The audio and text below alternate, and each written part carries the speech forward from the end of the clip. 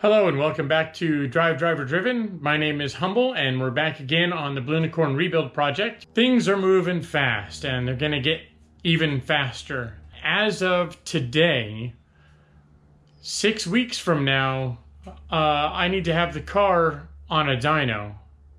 And it looks like this.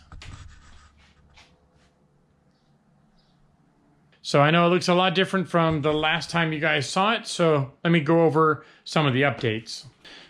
Somebody was asking about the floor pans that I had in the engine bay. This is not an Ultima part. This is something that I made just to sort of help seal off the engine bay. I mentioned before that it helps with the aero a little bit, but the side effect is that it also increases the heat in the engine bay. But this is what I did. It's basically an aluminum panel that follows around the edges. Something I didn't do when I first installed these panels was drill holes in the corners so that water and rocks and debris could flow out of them. And that's something I intend to change this go around. I'm going to just drill some holes in the corners so that water and rocks and sand and stuff can drain out of these pans and it's not trapped in there. On the rear of the car, you can see that I've got quite a bit more of the gold foil installed. We're probably about halfway there. I know that seems like a lot, but I still have to do the lower bulkhead, the upper bulkhead, these rear cage stays, the oil tank, and the oil tank mount behind it. Otherwise, I think that's it. I've already got the passenger tank done. If I spin that around, so that's all finished. Not quite sure what I'm going to do for a coating on the floor pans, if I'm just going to leave them raw aluminum on top and then just hit them with undercoating on the bottom. I'm tempted just to do that. I thought about painting them or painting them black, but I like the fact that if there's fluids dripping or anything like that, that it's easy to see on the aluminum so I can catch it and address it faster. So I may just leave them raw on the top side. Basically, the gold foil has been the big project, getting different things mounted in the car. They're not mounted currently, but I figured out the mounts and locations for my water to oil heat exchanger and for the spin trick oil de-aeration device, which are both going to live up here on the firewall.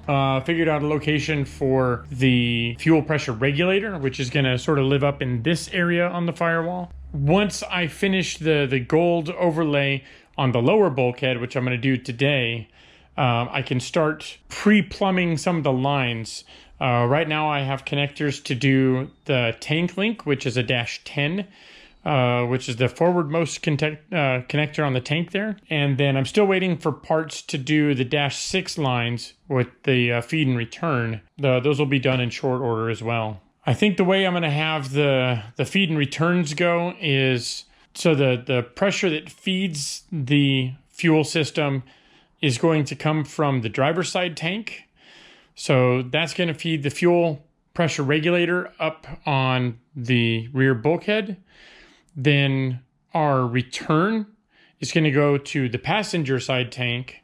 And then the pump in the passenger side tank is going to fill the driver's side tank. And that way I have a full loop. And with enough time for the fuel to cool down as it goes from one thing to another, I'm hoping that the additional time sitting in the passenger side tank before it flows over to the driver's side will help reduce some of the heat soak in the fuel that I saw before. If that fails, then it'll be time to add a fuel cooler, which would probably end up in the passenger side side pod over the fuel tank. Got a few other projects I'm sort of bouncing between. So there was the gold foil, setting up the rear bulkhead. The next up is finding a location for my new electric AC compressor. So this is a Rencool MD18 unit, which is probably going to live up in this area in the side pod, passenger side pod. That'll keep all my AC runs very short. I hear tell that these are very quiet. I don't know. I haven't powered it up or listened to it or anything yet. But no matter how I mount it, I'm hoping that it doesn't induce a bunch of vibration into the cockpit. I say that knowing full well that there's a thumping V8 in your back, but we'll see. The other thing we got to get mounted is to finish the mounts for our EPAS unit for power steering, which is going to live up on these tubes here. The length is set, everything's cut. I just need to build up some spacers to raise the height of the input shaft enough. And then all those tubes need to be welded out and finalized. And then we're on to full into final assembly. Yeah, final assembly is rearing its ugly head now, and we got to get going.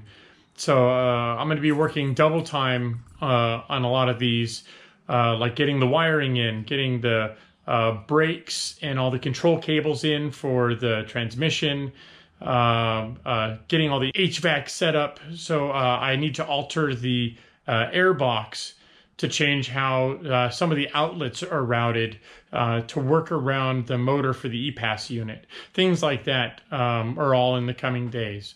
I've already gone ahead and mounted our EPAS unit. I've riveted the HVAC tray back onto the chassis now that can go back in. And I've sort of set the side pod in place to verify the location of the new electric AC and to make sure that it doesn't interfere with the side pod in any way. I know that may seem backwards, but I've already done the mount. I've already got the compressor itself mounted, and I'll show you a bit more of that in a second. But I needed to make sure that the edge of the compressor doesn't interfere with the side scoop here. And it looks like it clears, but it's just by a hair. I knew it was going to be close either way. I wanted to be able to put the compressor here so that it'll make serviceability from the bottom of the car easier. Because in the bottom of the side pod here, I intend to put an access panel so that I can reach up and get to everything. So like these EC lines up here, I can get through an access panel on top. And then from the bottom, I can get to everything else around the compressor itself. So everything here is serviceable, even though it's tucked away. Let me get the side pod out of the way, and I can show you the compressor itself and how I mounted it, and then where the lines are all going to run.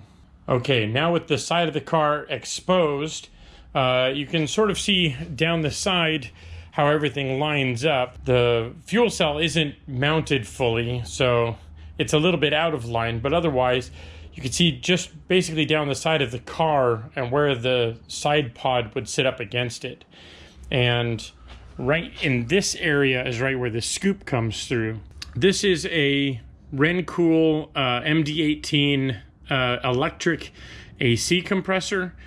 I'm going electric to try and shorten the runs for all of the AC lines, simplify the engine bay, and then get the compressor itself out of the engine bay for heat and simplicity's sake. The way I've got this thing mounted is there's a couple 3 bolts here that go through a panel that I've mounted to the chassis itself. So this mounts to the panel mounts to the chassis. I've got a little bit of sound deadening on the back of this just to try and numb any vibration that the pump itself might incur, just to, on the off chance that there's any panel drumming, it'll help reduce some of that. The way our AC lines are going to run is it'll go from the compressor up here across the side up to our condenser, out of the condenser, and then back to our receiver dryer. And then from here, it's going to go up into the evaporator, out of the evaporator, and then back down into the AC pump.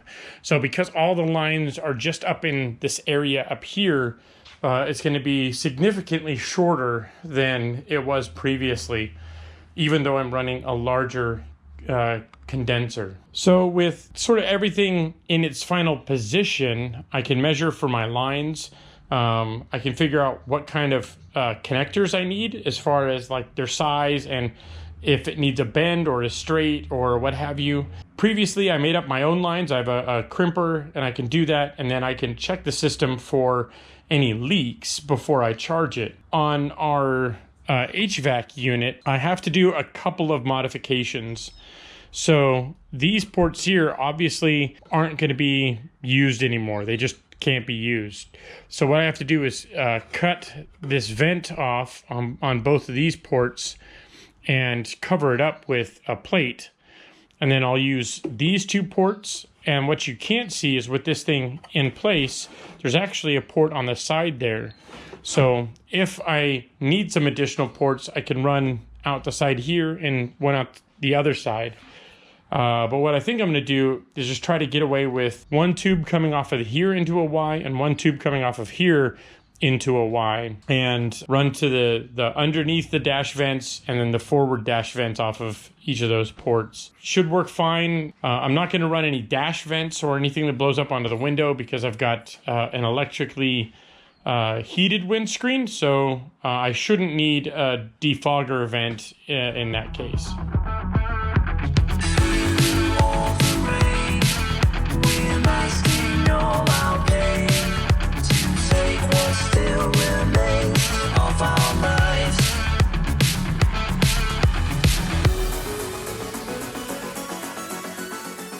Keeping watch while standing in the car. All right, so kind of what all you saw there was heat and AC box mounted. Well, sort of. It's just set in place right now.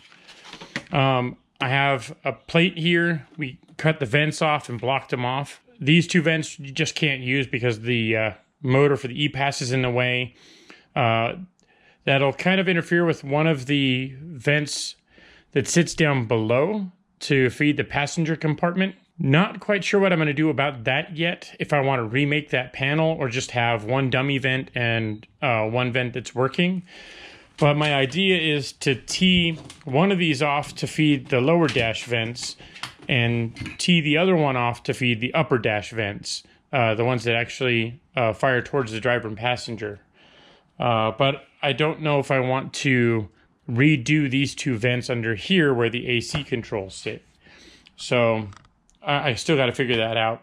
As far as this panel, I fished out our EPAS controller from DCE and made a quick little cardboard template. Cardboard aided design is the best thing ever. If you don't have cardboard, just use what I've got, some cereal boxes or whatever. Quick and easy, 9 times out of 10, they're big enough. I was just able to make a template, cut it out of some aluminum, clean up the edges, and likewise, I did the same for the template where the AC mounts. That's what this guy's for. And you can take notes on them. Hey, look at that. The idea here is, now that this plate is in, this guy will mount something like that to the top of it.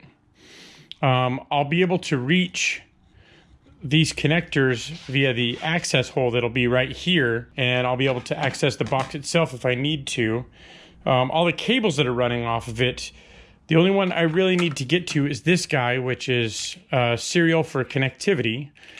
Everything else will either run to the dash, run to the motor, or run to the battery. I just need to make sure that I could get to this guy. And again, there's a little access port right through here to the interior, so I'll probably tie this guy up somewhere around in that area to have accessibility to it once everything's all buttoned up. I wanted to make sure we had the motor mounted for the EPAS. I want to get this guy mounted so it's more or less ready for prime time. I just need to set the distance this way so it doesn't interfere with steering. And then on this side, make sure it doesn't interfere with the dash as it comes around in this area. But other than that, I think that's a really good location. I'll need to do another panel like this for the other side to mount electrics, which will be coming up soon because we're getting to the point now where I need to start putting electrical control cables and brakes in the car. And I think that's what I'm going to work on next.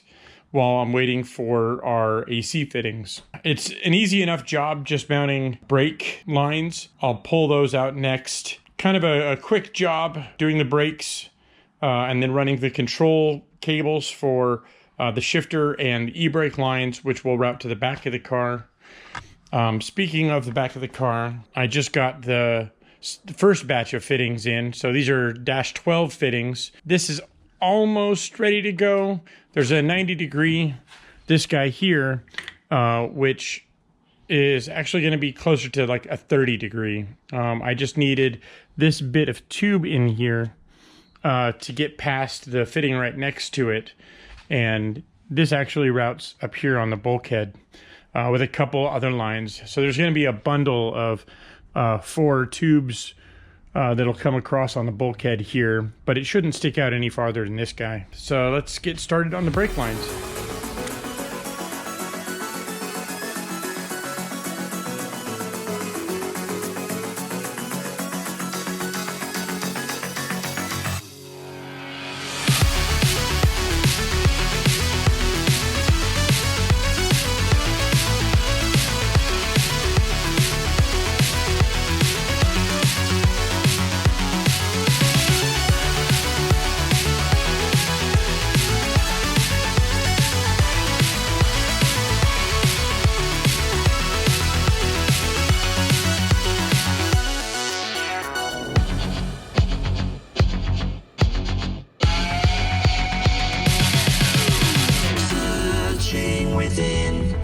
We've justified our sin, and we're gonna take you on a ride till we find answers within. Location not here, in shadows we all disappear. Hold on, switch gears, we're gone as fast as we appeared.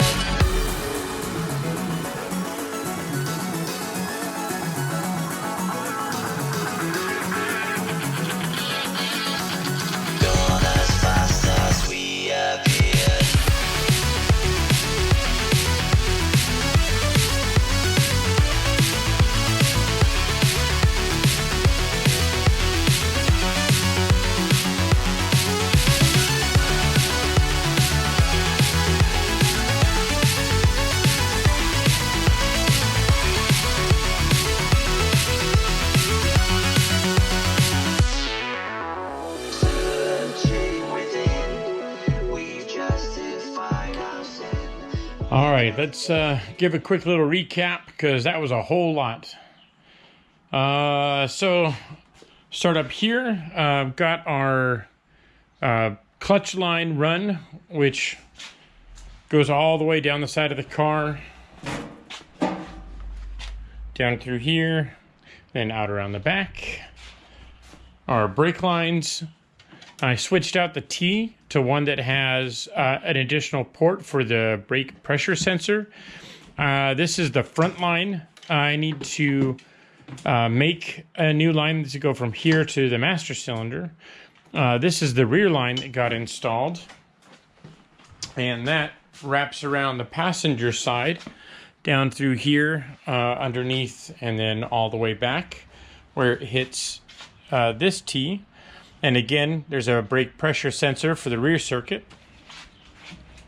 In the back of the car, we have our lines run now. So we have an e-brake that runs to each side, and then both of the shifter cables exit out of the firewall and go to the driver's side. And these are them. They'll wrap around the back of the transmission, and they hooked up the shifter somewhere around in this area. I also got our power cable run. This is from the battery to the starter, and then there's another short little leg that goes from the starter wrapping around to the alternator. Oh, Kumo. Kumo's had a big day. He's helping so much, as you can see. Inside the cabin, all the cables, again, are laid out. We got the e-brake hooked up and adjusted. Our shifter cables are run, but they're not hooked up or adjusted yet. You really have to wait till the transmission is installed to do that.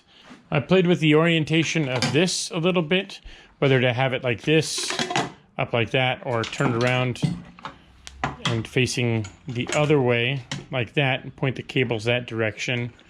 I still haven't decided yet. I haven't decided a way to mount it to this plate yet either. I'm half tempted just to use the 3M industrial double-sided sticky tape, which I used previously for my ECU, and that worked wonders, so I may just do that again for this. I think I'm happy enough with the air conditioning box that I can get that mounted back again and secured, and then start running or rerunning our heater lines, at least as far back as the side pods go. I really want to get the electrical going in order to mount the side pods for the last time and get those riveted in again. But there's a couple other things that I need to get to before I start routing harnesses.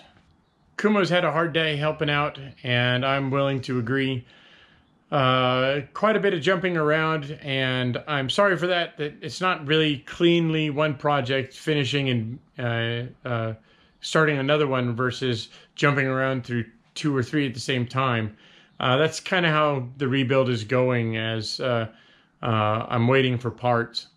I thought I had everything, to be honest, but ran out of fittings, ran out of line, ran out of this or that, so I'll just be bouncing around, I guess.